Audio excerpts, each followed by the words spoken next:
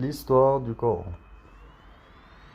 Le Coran qui veut dire la récitation, le livre sacré des musulmans. Le Coran contient 114 chapitres, dites sourates, et un peu plus de 6200 versets. D'après l'histoire, le Coran a été révélé en forme de passage au prophète Mahomet par l'intermédiaire de l'ange Gabriel. Cette révélation a duré 23 ans, dont 13 ans à la Mecque et 10 ans à Médine. Le Coran est une prédication orale, reçue fragmentairement de l'ange Gabriel par voie auditive comme parole incréée de Dieu. Par Mohammed, elle fut communiquée oralement par celui-ci et mise à écrit de son vivant par des scribes bénévoles sur des omoplates, des morceaux de parchemin, des tablettes de bois et des débris de poterie.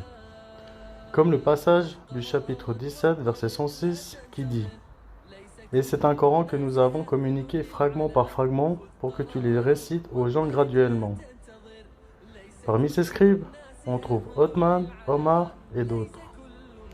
La tradition et les études islamiques entreprises sur la récension du Coran sont formelles sur l'ordre des versets à l'intérieur des fragments ou sourates de la révélation, à l'exception faite de quelques-uns qui furent déplacés sous le règne de Othman.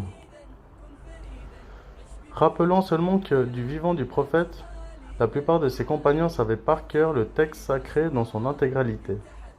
Après sa mort, un grand nombre des porteurs du Coran en leur mémoire furent tués au cours des sanglantes expéditions ordonnées par son successeur immédiat, le calife Abou Bakr, dès son accession au pouvoir en 632 contre les tribus bédouines, les apostates, les faux prophètes, et en particulier contre le plus dangereux de ces derniers, Musaylima, surnommé l'imposteur.